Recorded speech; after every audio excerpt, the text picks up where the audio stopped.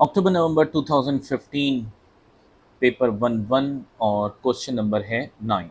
The water surface in a deep well is 78 metre below the top of the well. ठीक है। अच्छा, a person at the top of the well drops a heavy stone down the well. ठीक है। Air resistance is negligible. The speed of sound in the air is 330 meters per second. What is the time interval between the person dropping the stone and hearing it hitting the water? अच्छा, इसको पहले हम draw करके बात को समझते हैं कि कह क्या रहे हैं। और डिस्टेंस इसने कितना दिया है, 78 मीटर्स। ठीक, बॉल को ड्रॉप किया है, वो यहाँ से ड्रॉप, ठीक है। और ये बॉल आपके पास इस डायरेक्शन में ट्रेवल करके जाए, इसको हमने ड्रॉप किया और ये आपके पास डिस्टेंस ट्रेवल करके यहाँ से इधर गया। क्या है, स्टोन इज फॉलिंग।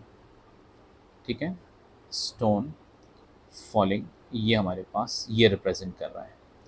उसके बाद जब स्टोन हिट करेगा वाटर को, तो आपके पास वहाँ से पास ये डायरेक्शन ऑफ साउंड है जो कि ट्रेवल कर रहा है इन अपवर्ड डायरेक्शन। तो इसको हम ये ले लेते हैं, ये अब आपके पास साउंड ट्रेवल। तो अलग अलग सिनेरियोज हैं आपके पास। पहले सिनेरियो में क्या है कि स्टोन आपके पास नीचे गिर रहा है, तो स्टोन को 78 मीटर डिस्टेंस ट्रेवल करने के अंदर कितना टाइम लगेगा, पहले हम वो निकाल लेते हैं। तो हमारे पास स्टोन के लिए हमारे पास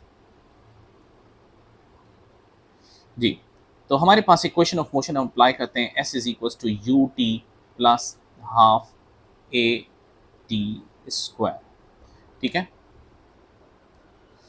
तो स्टोन को जब आपने ड्रॉप किया तो उसकी इनिशियल स्पीड आपके पास ज़ीरो हो गई, तो यहाँ मैंने इसको ज़ीरो कर दिया।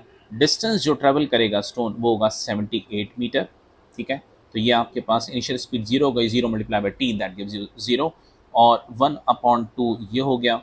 और एक्सेलरेशन ड्यू टू ग्रेविटी आपके पास 9.81 है, और यहाँ पे हमने टी स्क्वायर कर दिया। तो यहाँ से जब हम t की वैल्यू निकालेंगे तो हमारे पास t की वैल्यू आ जाएगी 3.98 सेकेंड्स, और इसको हम कह देते हैं, ये आपके पास t1 हो गया 4 सेकेंड्स का। अच्छा, तो ये तो आपके पास टाइम लिया स्टोन ने 78 मीटर डिस्टेंस ट्रेवल करके, और पानी को उसने सरफेस को जाके हिट किया। ठीक है। अच्छा, अब आपके पास साउंड आपके पास ट्रेवल करेगा। ठीक है, साउंड जो है आपके पास, speed of sound in air वो अप्रॉक्सीमेटली 330 मीटर पर सेकेंड है, और ये बल्कि दी भी है, the speed of sound in air is 330 meters per second. तो साउंड आपके पास कांस्टेंट स्पीड से ट्रेवल करता है, तो आपके पास speed is equals to distance upon time. ठीक है, और हमें यहाँ पे टाइम निकालना है कि आपके पास साउंड को सरफेस ऑफ द वेल पे पहुँचने में उसको कितना टाइम लगा।